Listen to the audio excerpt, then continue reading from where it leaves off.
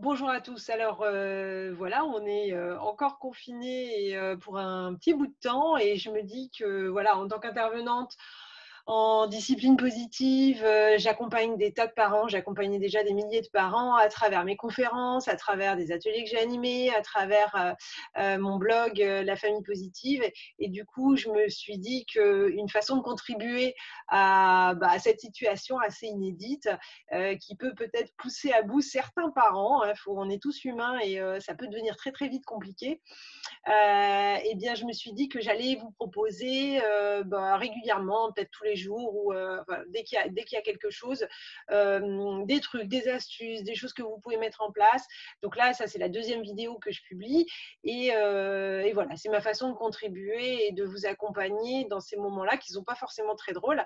On est tous humains, nos enfants, on a beau les adorer, quand on les a 24/24, c'est pas forcément très facile à gérer. Du coup, moi, j'avais envie de vous partager aujourd'hui ce qu'on a décidé de mettre en place pour créer des routines à la maison. Parce que les enfants, ils se sont dit, ouais, génial, c'est les vacances. Sauf que c'est pas les vacances. Les profs, les maîtresses ont donné des devoirs et du coup, la mise au devoir est un peu compliquée. Alors, on en a fait les frais les premiers jours, les 2 premiers jours. Et puis, on a décidé de se poser et de se dire, bon, comment on va faire, comment on va organiser nos journées tous ensemble. Et donc, j'avais envie de vous partager ça. Donc, c'est des pratiques familiales qu'on a mis en place. Et c'est quelque chose qui peut être aidant. C'est pour ça que je vous le partage. Par contre, si vous rencontrez d'autres difficultés, si vous avez des commentaires ou si vous avez envie de recevoir voilà, des suggestions, des choses que vous pouvez faire face aux défis de l'éducation que vous pouvez rencontrer, posez-moi vos questions dans les commentaires.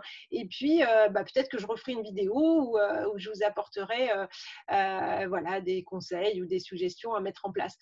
Donc, ce que je voulais vous montrer, c'était voilà, à quoi ça ressemble notre planning de la journée. Allez, je vous mets ça, hop.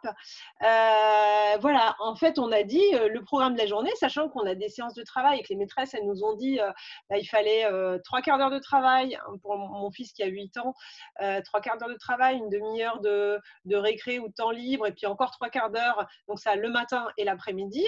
On s'est dit, bon, voilà, on a un certain nombre de choses à faire, comment on va se répartir les tâches, comment on va s'organiser et comment on se fixe un peu un planning et une routine. La routine, elle est importante parce qu'elle va un peu sécuriser. On n'est pas en mode, voilà, je ne sais pas ce que je vais faire de mes journées. Elles peuvent être rassurantes. Alors après, il ne faut pas qu'elles deviennent non plus trop contraignantes ou qu'on se prenne la tête. Les routines, on va les définir, mais elles peuvent être assouplies. Et ça, c'est vraiment chacun individuellement que vous allez pouvoir vous dire ce qui est OK ou ce qui n'est pas OK pour vous. Mais du coup, voilà, nous, on démarre tranquillement jusqu'à 10 heures. Chacun se lève, prend son petit déj, fait sa toilette.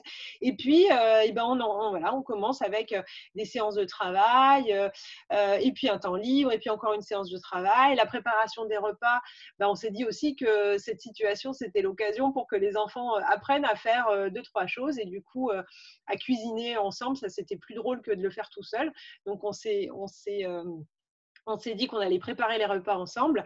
Voilà, retravail, du temps libre, les goûters, tout ça. On a mis les activités, un petit peu de piano parce que mon fils, il s'est inscrit au piano cette année. Et tout ça, en fait, ça a permis en tout cas de poser les choses qu'il arrête de négocier. Parce que franchement, au début, les premiers jours, il voulait pas faire, il voulait pas travailler, il soufflait, il râlait. Donc, bon, c'est pas possible comme ça. Et puis, rapidement, quand on est confiné et qu'on est tous ensemble à pas pouvoir bouger, ça peut vite, vite, vite tourner au vinaigre.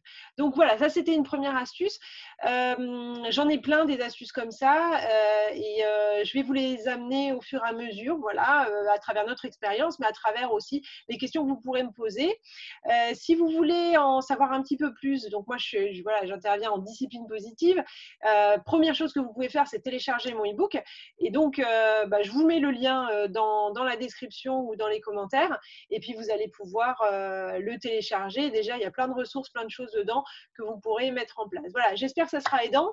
Je vous souhaite bon courage. Et puis, de toute façon, je vous dis à très bientôt. Ciao.